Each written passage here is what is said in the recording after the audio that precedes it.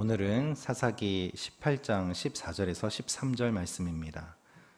사사기 후반부에 들어서면서 우리는 점점 보기 힘들고 읽기 힘든 내용들을 접하게 됩니다. 계속해서 그러한 내용이 기록이 되어 있는데 오늘 말씀도 그와 같은 내용입니다. 오늘 말씀을 통하여서 우리가 알 수 있는 몇 가지 사실이 있습니다. 첫째로 우리가 볼 수 있는 것은 우리에게 맡겨진 본분을 바르게 감당하게 하옵소서입니다. 우리에게 맡겨진 본분을 바르게 감당하게 하옵소서. 18절, 19절 말씀을 한번 다시 읽기를 원합니다. 제가 읽겠습니다. 이들이 미가의 집에 들어가 조각한 신상과 에봇과 드라빔과 녹여 만든 신상을 집어들자 제사장이 그들에게 말했습니다. 무슨 짓이냐? 그들이 그에게 대답했습니다. 조용히 하시오. 우리와 함께 가서 우리의 아버지와 제사장이 되주시오. 한 가정의 제사장이 되는 것이 좋소. 아니면 이스라엘의 한 지파, 한 가문의 제사장이 되는 것이 좋소. 단 지파는 서쪽 땅을 분배받았습니다. 그러나 그들은 믿음으로 그 땅을 취하지 않고 아모리 사람들에게 쫓겨났습니다. 하나님의 능력을 의지해서 강한 적들인 미디안 사람들, 그쪽 사람들을 쫓아내고 그 땅을 점령하는 것이 그들의 사명이었습니다. 그러나 그들은 그렇게 하지 않고 편안하게 살 방법을 찾아 떠나며 하나님이 주신 땅이 아닌 다른 지역의 사람들, 그 사람들의 땅을 빼앗으러 찾아 나섭니다. 그들이 미가의 집에 이르게 되었고 정탐꾼을 보낸 그 정탐꾼들이 미가의 집에 있는 레위 제사장을 만납니다.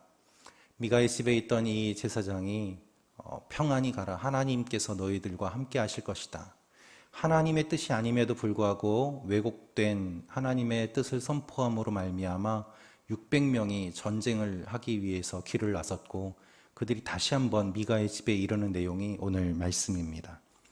무장한 사람 600명이 문 입구에 서 있었습니다. 그리고 그 5 정탐꾼이 미가의 집에 들어와서 미가의 집에 있던 신상과 에봇과 드라빔과 녹여 만든 신상들을 집어 들었습니다.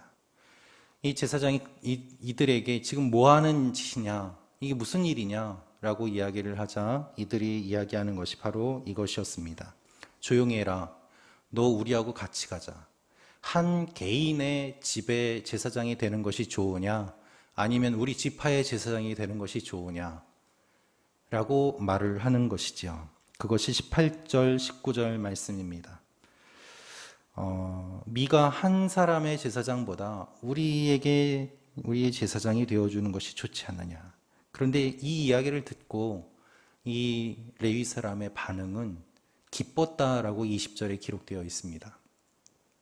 이들과 싸우고 대항하려고 했던 마음이 이들이 제안하는 그 스카웃 제의를 받고 마음이 바뀌어서 기뻤다라고 이야기를 하며 그들과 함께 길을 나섭니다.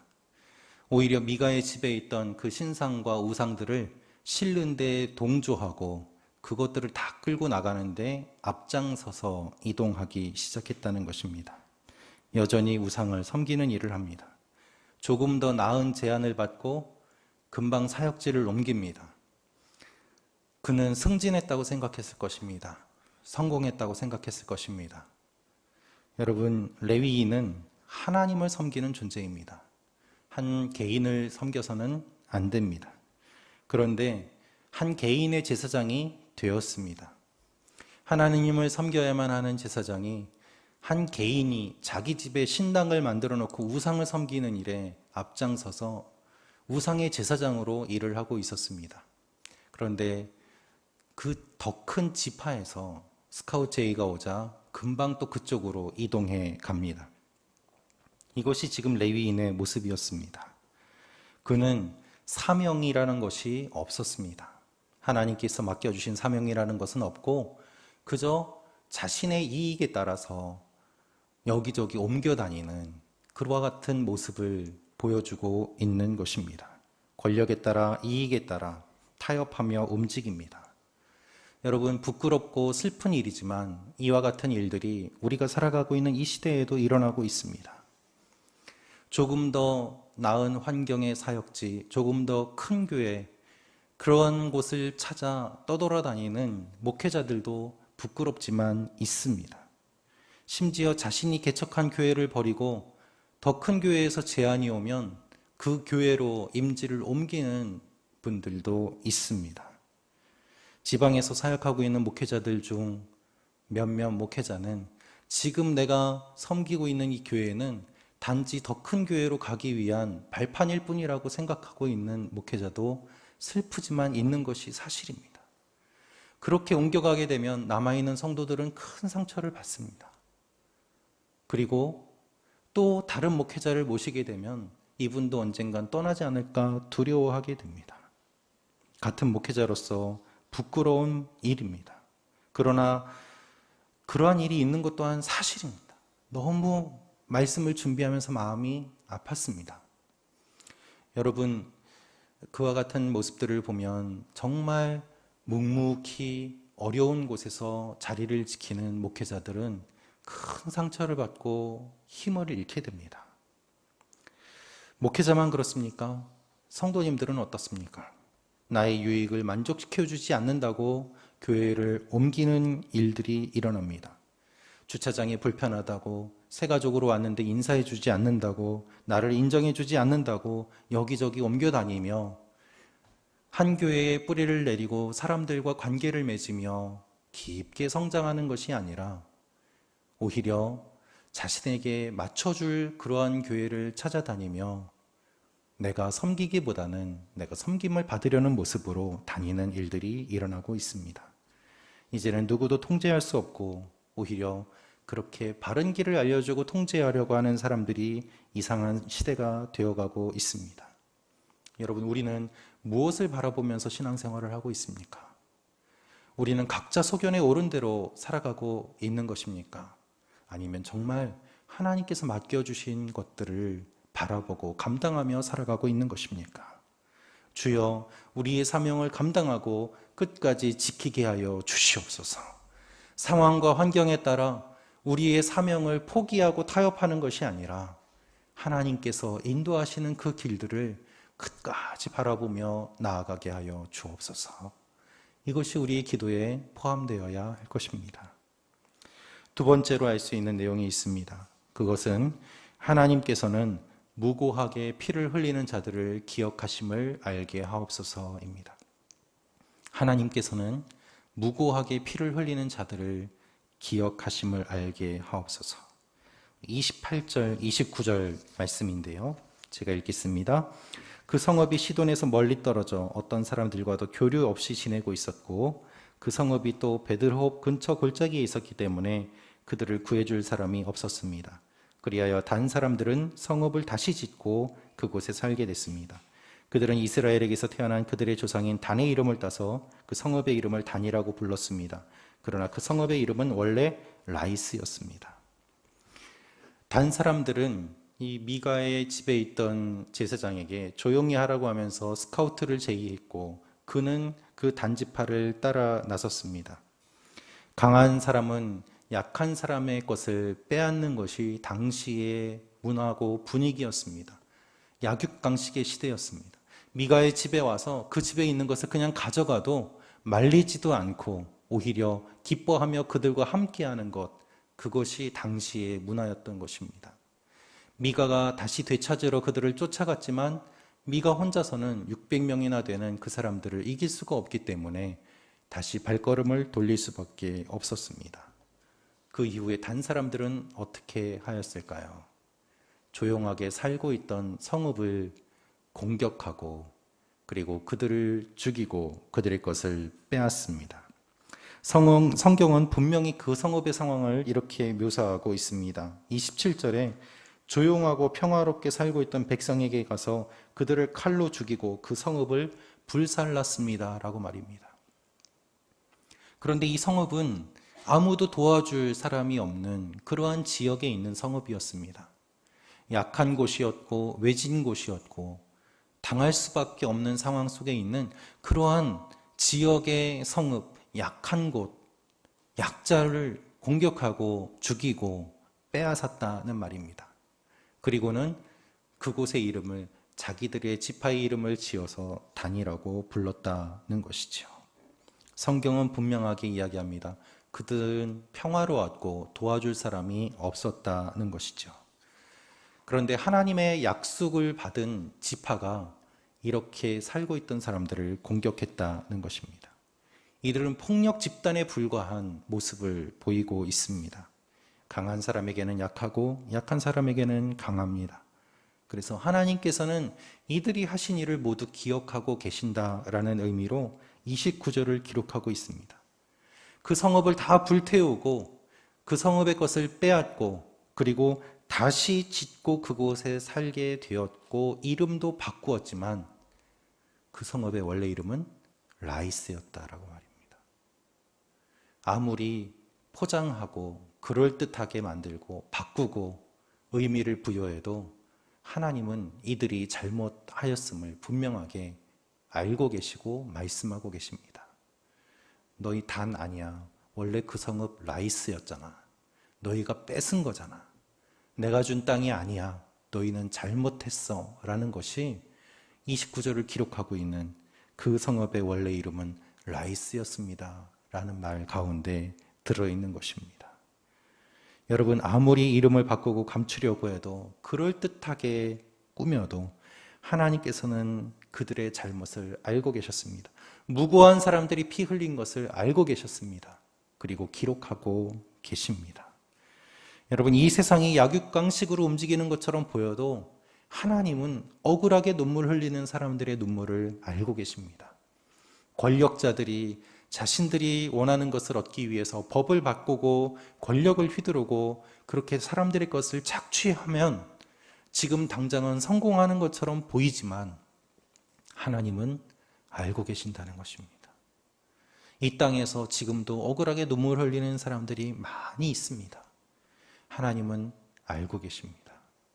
여러분, 이 새벽에 하나님 앞에 눈물 흘리는 여러분의 기도의 눈물, 하나님은 알고 계십니다. 잊지 않으십니다. 기록하고 계십니다. 그래서 하나님 앞에 그 생명책의 이름의 기록이 다 남아있고 하나님께서 반드시 심판하실 날이 있음을 믿는 것, 그것이 우리의 믿음입니다. 그래서 누가 보든 보지 않든 끝까지 하나님 앞에 바른 길을 걸어가도록 힘쓰는 것이 하나님께서 우리에게 원하시는 것이고 우리를 인도하시는 방식인 것이죠. 오늘 하루도 하나님께서 우리를 기억하심을 믿으며 하나님 앞에 나아가는 여러분과 제가 되기를 기도합니다. 세 번째로 우리가 알 수 있는 내용이 있습니다. 그것은 끝까지 믿음의 가문을 이어가게 하옵소서입니다. 끝까지 믿음의 가문을 이어가게 하옵소서. 30절 말씀인데요. 30절 말씀 한번 같이 읽을까요? 시작. 거기에서 단지파는 우상을 세웠습니다. 그 땅이 점령당할 때까지 모세의 손자요 게르솜의 아들인 요나단과 그의 아들들이 단지파의 제사장이 됐습니다. 단지파 사람들이 점령한 그 성에서 단지파 사람들은 우상을 세웠습니다. 미가의 집에 있던 그 신상을 가져가서 그곳에다가 세우고 산당을 만들고 그리고 그곳을 섬기는 제사장을 미가의 집에 있던 그 사람을 세웁니다. 그런데 지금까지 레위 사람이라고 표현되어 있고 이름이나 출신이나 이 사람이 누구인지를 밝히지 않았던 사사기의 저자는 오늘 이 30절 말씀을 통해서 너무나도 충격적인 사실을 알려주고 있습니다. 제가 예전에 다른 교회에서 이 본문을 가지고 주일 설교를 한 적이 있었는데요. 준비하면서 너무 충격을 받아서 며칠 동안 잠을 못 잤습니다. 여러분, 오늘 드디어 이 제사장, 돈을 따라 움직이고 권력을 따라 움직이고 미가 한 개인의 집에서 우상을 섬기는 일을 했던 이 제사장의 출신이 밝혀집니다. 그가 누구입니까? 모세의 손자예요. 여러분, 우리가 알고 있는 그 모세입니다. 하나님께 쓰임받은 모세. 그 손자가 이러한 일을 저질렀다는 것입니다. 사사기가 일부러 기록하지 않았던 그 이름이, 그 존재가 이제 밝혀지는데 그는 누구인가? 요나단이라고 하는데 그의 아버지는 게르솜이고 그의 할아버지는 모세였어요. 많은 학자들이 이 사실에 너무 충격을 받아서 이 내용을 사실 많이 언급하지도 않고 그리고 이것을 인정하려고 하지 않아서 잘못 기록했겠지라고 연구하는 사람들도 있었습니다. 그러나 성경은 분명하게 이야기를 하고 있습니다. 예수님이 오시기 전에 모세보다 뛰어난 사람이 없다고 유대인들이 믿고 있는 그 모세의 손자가 이와 같은 일들을 했다는 것입니다. 타락한 제사장이 되고 폭도와 한패가 되고 우상을 섬깁니다. 그 모세가 불과 손자 때에 이르러서 이렇게 타락하는 모습을 성경은 여과 없이 기록하고 있습니다. 여러분, 하나님은 천대까지 복을 주겠다고 약속하셨습니다. 그런데 그 말씀에는 전제가 있습니다. 그 천대까지 예수님을 믿어야지 그 복이 계속해서 이어진다는 것입니다. 하나님이 복을 주고 싶어도 믿지 않으면, 믿음의 대가 끊어지면 2, 3대에서 끊어지는 것입니다. 모세의 가문이라고 하더라도 하나님 믿지 않으면 2, 3대에서 끊어지는 것입니다. 여러분, 우리는 어떠한 삶을 살아야만 하겠습니까? 많은 분들이 열심히 신앙생활 하시고 주님을 섬기고 교회를 섬기며 기도하고 임직도 받으시고 교회에서 존경도 받으십니다. 그런데 그 자녀들을 위해서 기도해 달라는 부탁을 참 많이 받습니다. 그 자녀분들은 교회를 나오지 않고 교회를 떠나고 손자 때에 이르러서는 예수님 믿지 않는 일들도 일어나기 때문입니다. 여러분, 누구도 교만해서는 안 됩니다. 우리는 끝까지 겸손하게, 그리고 이 믿음이 내 대에서 끝나는 것이 아니라 계속해서 이어지도록 하나님 앞에 기도를 쌓아야만 하는 의무와 책임이 우리에게 있습니다. 돌이켜보면 우리는 우리 믿음의 선배들의 기도의 열매를 지금 먹고 있습니다. 그러면 다음 세대를 위해서 우리는 그 기도를 쌓고 있을까요? 아니면 열매만 먹고 우리 대에서 끝나는 것일까요? 그것을 생각해 보면 우리가 계속해서 기도해야 함을 알지 않겠습니까? 오늘 이 새벽에 나오신 여러분, 기도를 쌓으시고 하나님 앞에 계속해서 단을 쌓으심으로 말미암아 여러분의 자녀, 손자, 대대에 이르기까지 하나님의 풍성한 열매가 넘치시는 일들이 일어나시기를 축원합니다. 하나님께서 우리의 기도를 기억하시고 응답해 주실 것입니다. 지금 응답되지 않아도 반드시 응답됩니다. 내 때에 응답되지 않아도 자녀 때에, 손자 때에 하나님께서 반드시 열매를 맺게 하십니다. 눈물로 씨를 뿌린 자 기쁨으로 단을 거두게 하십니다. 이 아침에 기도함으로 말미암아 그렇게 씨앗을 심는 여러분과 제가 되기를 기도합니다. 기도하겠습니다. 이 시간에 기도할 때 하나님, 우리의 자리를 지키게 하여 주옵소서. 우리 사명을 지키게 하여 주옵소서. 기도를 쉬는 죄를 범치 않게 하여 주시옵소서. 눈물로 씨를 뿌리게 하여 주시옵소서. 하나님 앞에 날마다 겸손하게 하여 주시옵소서. 주여 한 번에 치며 기도하며 나아가겠습니다. 주여, 아버지, 사사기의 말씀을 통하여서 우리 영적인 현실을 바라봅니다. 하나님, 우리가 계속해서 기도하기를 원합니다. 깨어있기를 원합니다. 분별하기를 원합니다. 타락해가는 이 시대 가운데서 하나님의 사람으로 쓰임받게 하여 주시옵소서. 계속해서 하나님과 동행하게 하여 주시옵소서. 하나님께 인정받게 하여 주시옵소서. 하나님의 사람으로 서게 하여 주시옵소서. 우리에게 주신 사명을 기억하게 하시고 아버지 하나님께서 우리에게 주신 그 자리를 지키게 하시고 아버지 하나님께서 우리에게 원하시는 그 일들을 행함으로 말미암아 하나님의 영광을 나타내는 하나님의 사람들 될 수 있도록 주여 붙잡아 주시옵소서. 아버지 하나님, 주님만이 우리의 전부이십니다. 주님만이 우리의 해답이십니다. 하나님, 우리가 다른 것들을 바라보지 아니하고 하나님을 바라봄으로 말미암아 흔들림 없이 나아가는 하나님의 사람들 되게 도와 주시옵소서. 다시 한번 기도하며 나아가기를 원합니다. 하나님, 이번 한 주도 승리하게 하여 주시옵소서. 이번 한 주도 주님의 동행하심을 경험하게 하여 주시옵소서. 이번 한 주도 하나님의 영광을 선포하게 하여 주시옵소서. 주님의 몸된 교회가 그러한 일들을 감당케 하여 주시옵소서. 한국교회가 하나님만을 바라보게 하시고 예수 그리스도의 십자가만을 선포하게 하시고 세상과 타협하지 아니하고 영적 권위를 가지며 하나님 앞에 나아가는 교회들 되게 해달라고 열방에 있는 우리 믿음의 형제자매들 주여 붙잡아 주시옵소서. 아프가니스탄과 또한 여러 공산권에 있는 우리 믿음의 형제자매들 하나님 기억하시고 붙잡아 주시고 박해와 핍박 가운데서도 믿음 잃지 않게 하여 주시옵소서. 우리 서로를 위하여 기도하고 또한 교회들을 위하여 기도하며 나아가겠습니다. 주여 한번 외치겠습니다. 주여. 아버지, 타협하지 아니하는 믿음 되기를 원합니다. 본질을 붙잡는 믿음 되기를 원합니다. 한국교회가 주님만을 바라보게 도와주시고 예수 그리스도의 복음만을 선포하게 하여 주시고 하나님의 공급하심만을 경험하게 하시며 아버지 하나님 바른 길을 걸어가게 하여 주시옵소서. 우리 믿음의 형제자매들 아버지 하나님께서 붙잡아 주시기를 원합니다. 아프가니스탄 형제자매들 주여 기억하여 주시고 은혜를 더하여 주시고 공산권과 핍박과 박해 가운데 있는 우리 형제자매들 그들의 눈물을 주여 기억하여 주시옵소서. 아버지 하나님 악한 정권들이 다 무너지게 하시고 하나님 앞에 기도하는 주의 백성들의 눈물의 기도가 열매를 맺는 일들이 일어나게 하시며 아버지 하나님 앞에 기도하는 자들의 기도를 주여 응답하여 주시고 우리가 기도의 자리를 잃지 않게 하시고 전도의 자리를 잃지 않게 하시고 예배의 자리를 잃지 않게 하여 주시옵소서. 오 주님 감사합니다. 우리 마지막으로 우리 자녀들을 위하여 기도하며 나아가기를 원합니다. 여러분, 좋은 대학 들어가는 것도 좋지만 믿음 잃지 않는 것이 중요합니다. 세상에 많은 것을 얻어도 영적 죽음에 이르게 되면 무슨 유익이 있겠습니까? 주여 우리 자녀들이 바르게 살아가게 하여 주시옵소서. 영생을 얻게 하여 주시옵소서. 복음 가운데 살게 하여 주시옵소서. 세상을 거슬러 올라가게 하여 주시옵소서. 이 세상이 감당치 못하는 사람들 되게 하여 주시옵소서. 자녀들을 위하여 가족들을 위하여 다시 한번 주여 한번 외치며 기도하며 나아가겠습니다. 주여. 아버지, 우리 다음 세대들을 위하여 기도합니다.